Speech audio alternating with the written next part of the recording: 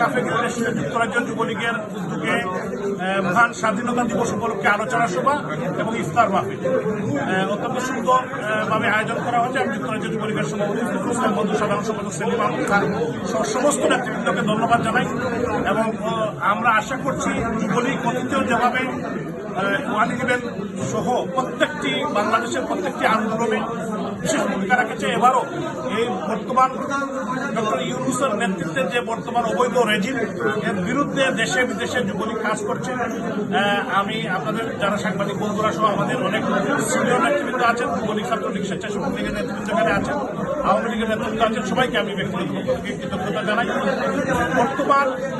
বর্তমান যে রেজিম যারা জোর করে ফাঁসি অবকাশ ক্ষমতায় দখল করেছে, আজকে তারা আমাদের বাংলাদেশের ইকোনমিকে ধ্বংস করে দিচ্ছে।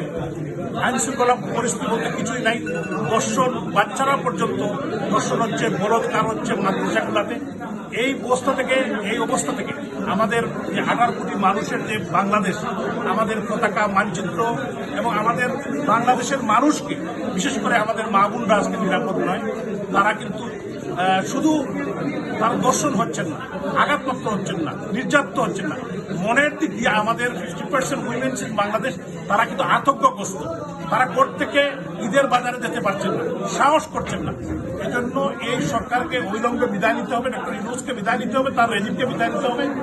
জগদ্দল পাথরের মতো এদেশের মানুষকে তারা জোর করে ক্ষমতা দখল করে আজকে এই দেশকে ধ্বংস এবং জঙ্গি রাষ্ট্র হিসাবে ইতিমধ্যে বিশ্বে তারা পরিচিত করে ফেলেছে।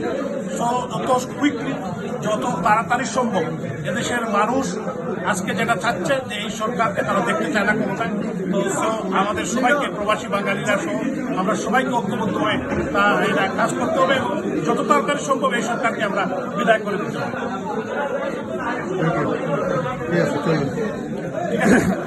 আর কিছু জিজ্ঞেস করবেন? নির্বাচনের বর্তমানে কোনো পরিবেশ নেই। বাংলাদেশে হাজার হাজার মানুষদের লুট হয়েছে, প্রায় 450টি থানা লুট হয়েছে, আইন শৃঙ্খলা বাহিনী বলতে কিছু নেই এবং ডক্টর ইউনূস একটা অবৈধ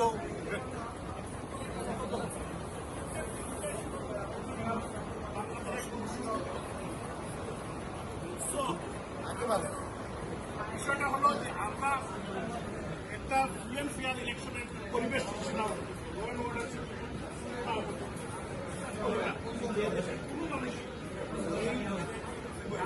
আমাদের তো প্রশ্ন কেউ কিন্তু এই ডক্টর ইউনূসের নেতৃত্বে নির্বাচনে বাংলাদেশ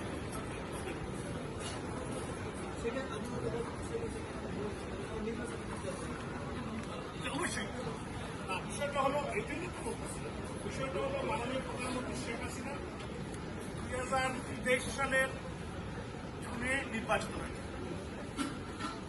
যে নির্বাচন হয়েছে, বিগত নির্বাচনে উনি দেশের প্রধানমন্ত্রী, সংখ্যাগরিষ্ঠ পেয়েছে আওয়ামী লীগ বা আওয়ামী লীগের ক্যাবিনেট আছে, সংসদও আছে।